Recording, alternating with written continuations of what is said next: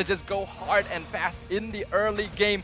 Will it be enough to overcome the obstacle that is Smart Omega? We will now find out as we return to the land of Dawn.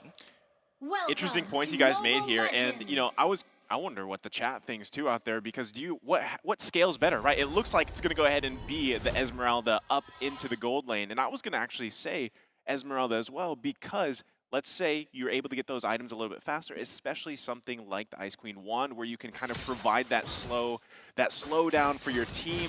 That might work better for them here. And again, you're still also relying on Dairoth to, you know, get those levels, get the abilities, but then kind of be that, I guess, damage for mid-game here, and also the penetration that you have.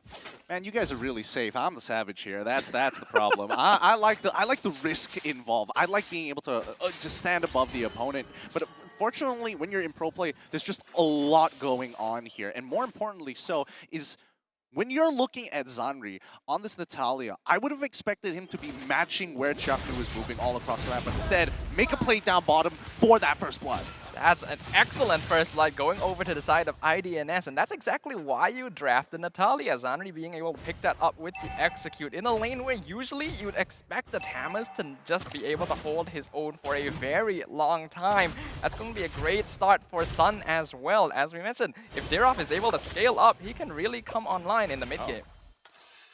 They're going in for this one, actually. Chaknu should be fine. Takes quite a bit of damage, though. But, yeah, going back to your points there, too, I just want to say, and they're going the bottom lane again.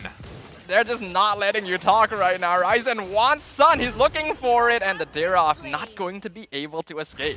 Good revenge kill here, but even in mid lane, we are seeing that the River Izumax is in a lot of trouble. Manages to walk out just in time as Ryzen is rotating upwards.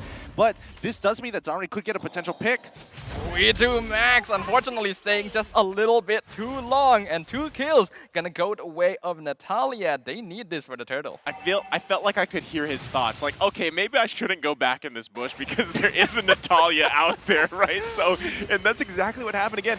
If we saw there's some, again, early action. Oh, gets the heart guard to stay alive. Turtle not going to be secured. As I was saying, right, Zanri is at a good starting point already, and this could be similar to what happened for Naomi yesterday, too, on the start.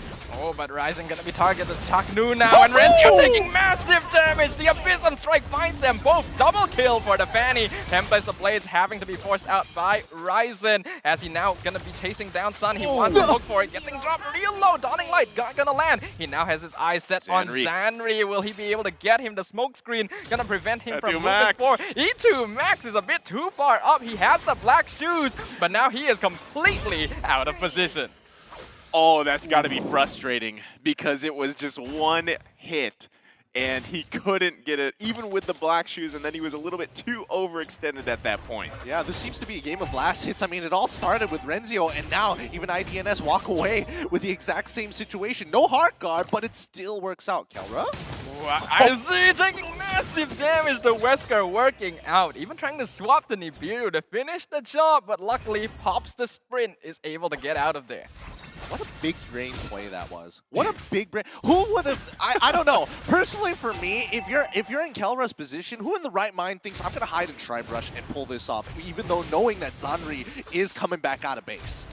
I mean, maybe he likes to live dangerously, right? This guy is, he likes to play that way, and sometimes it pays off. Actually, more times than not, it pays off. 71.43% it pays off. Look, he's been gone for a while, and he wants to make that TikTok highlight. He's going to do it. I think we've definitely been seeing Beatrix players be a lot more daredevil-ish recently, since they have seemed to reach a consensus that Wesker is one of the only guns left that really hasn't been nerfed that hard, so can really output a lot of damage to unsuspecting people. And yes, even though it should be dangerous to hide in that bush, the rewards sometimes do outweigh the risks. So what I'm wondering, too, is we saw the damage coming out from Sun, right, with that Abysm Strike that he had. And again, he's been in the XP lane, so I guess he's not needed that. He doesn't have to be in the gold lane. They find another kill in the bottom lane. Ryzen now 2 versus 1 has the heart guard. Tempest Blade's going to come out. Can they find a kill here? He's looking hard. Oh, man, the mega kill going over to Lois. Chaknu goes down as well. They find 2. 3. Make it 3.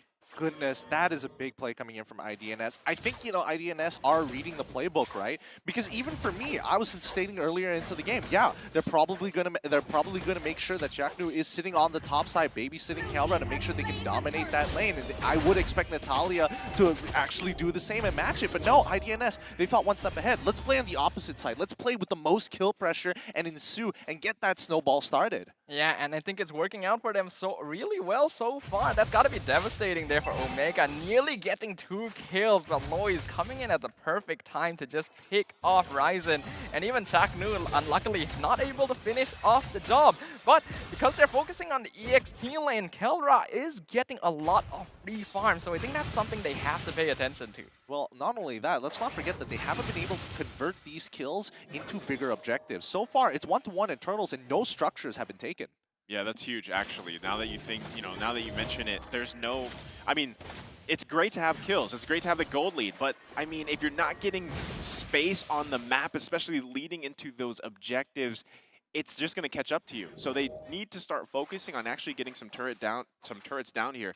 Also, Kelra picking up that Blade of Despair with that Weapon Master, he's going to do a lot more damage. We already saw the early damage potential, even without that.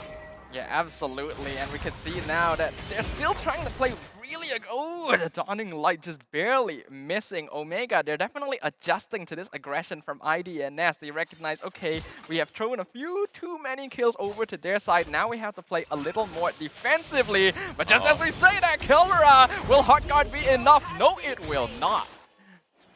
That's some good layering of CC coming in from IDNS. They made sure that they were timing the smoke screen as soon as that silence wears off. The falling star move comes in to get that mini stun and then completely blowing him up afterwards. So even Kelra with the flicker just was not enough to survive such an onslaught. So now, with the snowball that Zanri is able to accumulate for himself, they're starting to threatening the stronger sides of the map. Yeah, this is exactly what I was talking about, right? When we saw this with Naomi, and at this point, I think even Naomi was a similar KDA, and it just shows how strong this Natalia pick can be, especially with, you know, the high and dry. You find a lane, you find a kill. Oh, you gotta be careful there, son. But yeah, this is exactly what I was talking about, and it starts to snowball the rest of your team. And they finally get a turret here. That's the first one, right? 7 minutes into the game. So this is their time to actually find these advantages that they've already built for themselves. Yep, they do get the turtle as well as Ryzen now jumping on Angelina. He sees Sun is real low. Hard guard already on the link, but the flicker right into the tower will keep these 3 players of IDNS safe for now. Ryzen, he's thinking about it, but better not. Huh. Interesting move made by Omega. The macro play was that they were going for a lane swap. They understood, hey, Renzio, he's having a hard time. He's 0-3, he needs a win somehow, and Izzy doesn't have that much kill pressure. So they try to go for a lane swap, but in that process, IDNS were able to actually obtain and didn't set up the waves good enough from the side of Omega to protect that bottom tier 1. This ends up in result that IDNS picks up a tower for free and now will conceive this bottom side from Omega. They're going to start pressing their advantages, and with the Lord spawning in about 65 seconds, things are just falling into place. Will it be enough? As we've mentioned before, Smart Omega are a team that can definitely come back from deficits like this, and 2K, 8 minutes in, really isn't that big of an issue, especially when you consider that Ryzen is going to be scaling up very hard alongside Kelra towards that late game. So definitely can't count out either side right now, but IDNS looking to be in much more comfortable form as compared to Game 1. Yeah, definitely. You know, Smart Omega's been in situations like this many times. That's what they're known for, right? The comeback kings. And at this point, I think they really need to be able to just take it easy a little bit, right? Get to those timers for themselves, because now, I mean, they're not so far behind like the previous game where in terms of IDNS being 10K gold behind, right? So it's still a salvageable game for Smart Omega, but I gotta say, IDNS is just controlling the pace so well, and a lot of that also has to do with Lois, again, performing very, very well on this Vandy, finding those picks, getting the mobility, but the pressure from Zanri on this Natalia is paying dividends, and now with this Lord coming up here, I still think that if they decide to focus on the Lord and clash it out, it could still possibly go anyway, unless Zanri finds someone out in the open and makes it an automatic numbers advantage. No, I absolutely agree with you, Naisu. I think Omega are definitely in a position where they can actually fight back. I mean, recent item power spike coming in from IDNS at the 28k mark, we still haven't seen those purchases, which means the gold distribution is kind of relatively even here, and nobody's getting too far ahead. Oh, but the Abyssal Strike nearly taking out Ryzen, if not for the hard guard. Now Sun in trouble. Renzio holding a lot of damage. They will be able to pick off the Deer off, as Lois not in position to be able to finish that off. But we can see in the bottom side as well, Kelra getting chased back to base after being hunted down by Izzy, who is now slightly out of position. But this is an Esmeralda. Should have no problem walking away.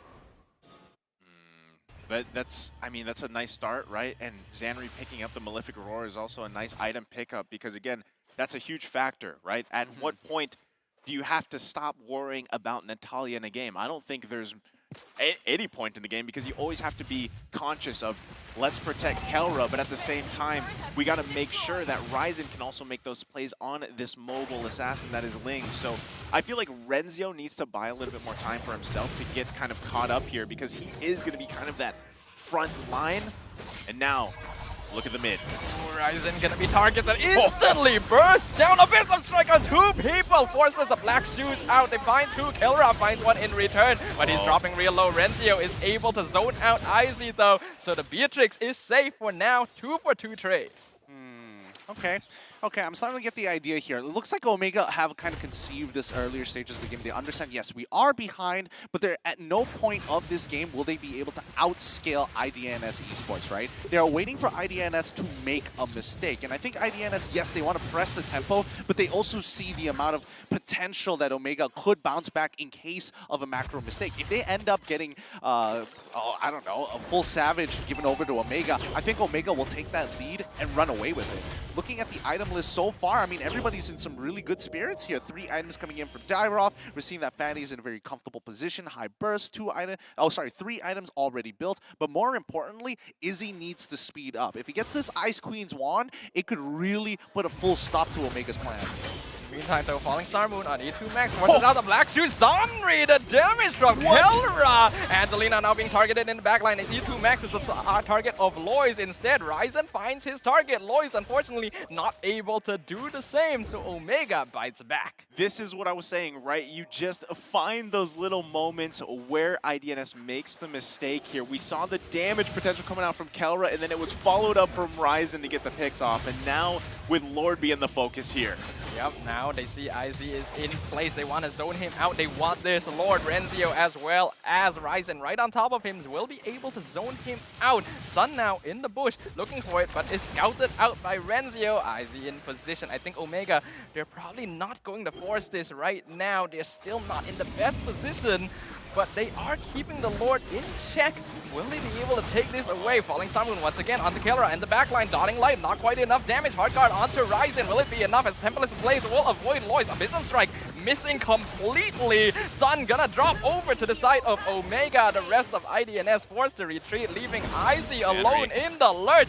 Ryzen chasing him down. Puppet on the string finds his target, but the Falling Star Moon actually stuns too. Zanri finding Kelra in the back line. That is pretty good for them as Loris gets the unstoppable on the Ling as well. Zanri finally falls, but he's done his job. Talk about chaos there, right? I mean, just one after another. And yeah, Smart Omega loses their jungler, so they can't actually, you know, go for the Lord. Lois is still up, but I don't know if they actually find another kill here. Oh, they're gonna find E2 Max. He doesn't have the black shoes. Killing spree going over to Izzy. Huge pick coming in from IDNS. Really huge. Now the numbers advantage are in their favor, and they can actually find their end game mechanic in their Lord. And this is great. Now, Omega, unfortunately, what they wanted to do was take this Lord and threaten IDNS to make some presence. But the delay, IDNS just played it smart, looked for the delay, slowed them down, and now with Izzy, with an Ice Queen's wand, this is going to be really difficult if he gets on top of Kelra. Big pickup, as you said, the Ice Queen wand, man. I mean, that alone will be a obstacle in itself for Smart Omega. We're to check out this instant replay here. As you mentioned, you know, they were trying to just kind of bait IDNS from making a mistake here, but unfortunately, it kind of backfired a little bit on them, especially with Zanri. As you saw, he found Kelra. He did his job. At this point in the game, that's exactly what Zanri needs to do, and that's exactly what Smart Omega needs to be aware of. Where is Zanri coming from? Is Kelra okay? Because as soon as we commit the Heart Guard over to Ryzen, that's going to be tough. I mean, the big problem is that Omega right now, their main carry is going to be Kelra for the time being. Yep. And in the meantime, though, Hard Guard already being used on Renzio, which means that Ryzen doesn't have it, but is still able to find Angelina. Sun gonna drop to the Tamis as well. Even a double kill onto the Natalia. He's still alive right now, dueling up there in the top lane. Now going to be able to get away from Lois. Chaknu, unfortunately, no longer in the Heart Guard. Might be in trouble, but Sprint gets him out of there. Izzy gonna have to get away. He has Sprint as well, so Puppet on a string, not going to land. Man, I mean, that was crazy because we didn't get to see it on the camera, but that was a double kill there for Renzio, so that was a big play. Kelra's got to be careful here, though, too. He does have the damage, as you just saw, able to actually be quite threatening here, and now they're going to be focused on the mid lane. Yeah, they need to crack this open as soon as possible. They need a bigger map to play with, and more importantly, with 78 seconds on the clock until this Luminous Lord is back up and running, Omega will have to play it slow and take their time, waiting for IDNS to make that mistake. Now, if we look at the damage charts here, Ryzen is in a good position where he's dealing a lot of damage. Kelra unable to keep up, mainly because Zanri has been keeping him in check, but on top of that, the rest of the IDNS members evenly distributed, taking 2nd, 3rd, 4th, and 5th place in terms of highest damage in this game so far. Omega are extremely careful with how they move around the map now. You can see in terms of the player gold as well. Despite not doing a lot of damage overall, Lois is actually the richest player on the field. Ryzen not too far behind. So in terms of net worth, both teams are quite even. Only a 1k lead for the side of IDNS, which means that right now, the game can still go either way. It's just that IDNS have a slight structure advantage. Yeah, right now, exactly that, right? They can continue to push that bottom lane in, so Smart Omega always kind of has to babysit that. Make sure that you have someone to handle those waves pushing in, and now that this Lord is coming up in just about 14 seconds, it's going to be a tough one because you have to be super careful on your approach, the decision-making, and just not lose one to Zanri because that will be your best option here. So Zanri's job, literally find Kelra. That's the best target you can find here, or force Etu Max even to use the Black Shoes so he doesn't have that reset available to him.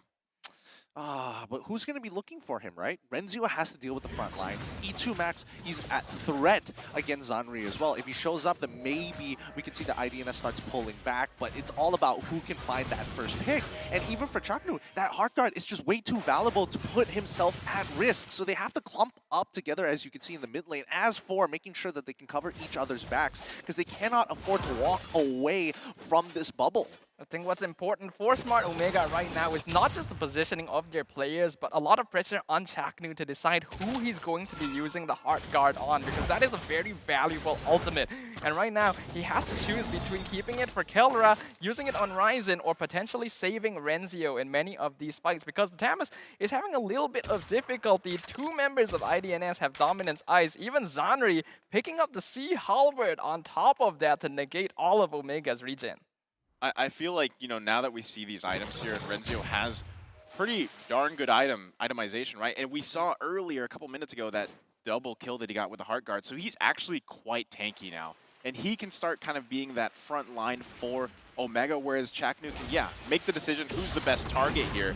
Because Renzio was struggling in the beginning of the game, and now he's fine. So he's actually going to go ahead and just try to see if he can force something from IDNS. Yeah, Renzio is pretty self-sustaining as well. With the changes to Thalmos, he's able to sustain quite a bit with his new ult. Man, he gets a lot of HP out of that. And with Vengeance, that's going to buy him a double amount of time.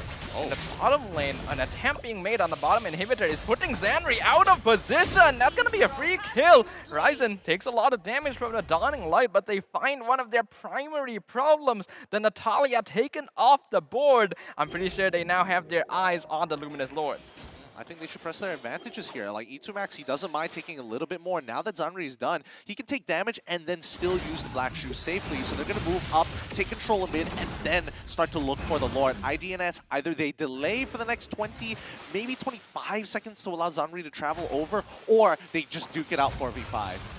We're gonna find out. Renzio and Chaknu already working on it. Angelina gonna be found out by E2 Max as IC tries to zone them out, but it's not going to be enough. Ryzen now coming in, the enemy jungler. Nowhere near Lois looking for He gets the steal on the Lord. Shuts down on the Esmeralda, but does it matter? He got what he was looking for.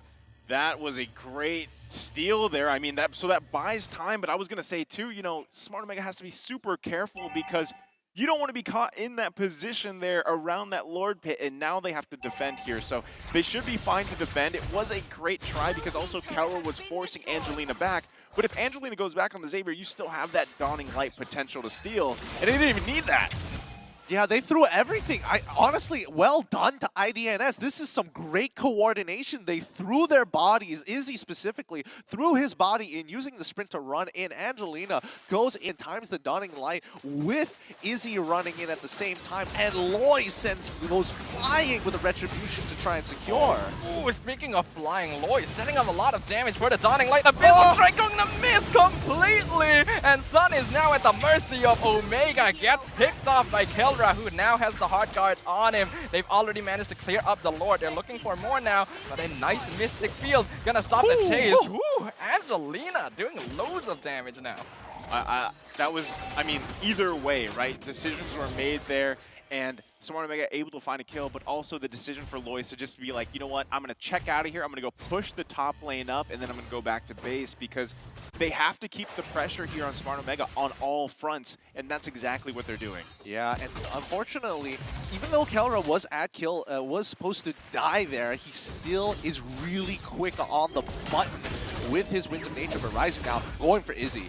Yep, they're going to be jumping on top of the Esmeralda, but he is so tanky. Lois providing some backup, but it's not enough. And now Ryzen, all of his shield is gone, but the double shotgun from Kelra nearly taking out the Fanny. Now E2 Max in trouble, and Sandri finds the kill. He sacrifices his life, but again, a 1-for-1 trade is exactly what he's looking for. Is that worth it for Xanri to continue to do that, right? Like, to sacrifice himself in a way to just find a target here. This time around, it was E2 Max.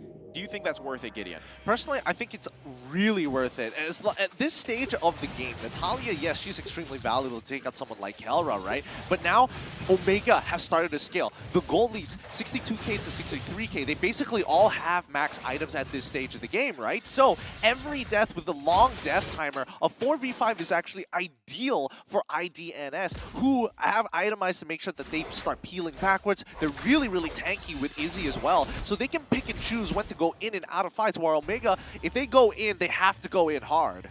They really do, and it is kind of curious that they decided to go on to IZ. Yes, he's the only one that they saw at that point, but there's no point using the hot guard against an Esmeralda because it just doesn't matter to him in the first place. Both players now going to respawn. The Luminous Lord going to be entering the field yet again. This is the final evolution, and both these teams gonna be looking for a very juicy objective right now. Omega, the ones on top of his Xanri in the backline. He finds Kelra, picked off. Xanri loses his life, and again, he's done his job. IZ buying a lot of time. Hard guard on Ryzen. They want to look for the Lord, and IZ is just buying so much time. Abyssal Strike going to take out E2 Max, and now Ryzen isn't on the Lord. Lois is the one in control. Rencio pops the but a nice catch in the back line. Shut down, double kill, triple kill going over to Sun. As the unstoppable streak's gonna be shut down. Maniac going over to IDNS Esports. What a save! What a save coming in from Angelina, denying 2 from the Lord Pit to allow Lois to do God's work. Well done, IDNS. Before that all happened, I was going to say Smart Omega does not want to fight in that pit because of Xavier and Aloys, and there you go. They do it. They take it 1-1. IDNS taking down Smart Omega. The comeback kings from the Philippines have been denied their victory as IDNS proves that no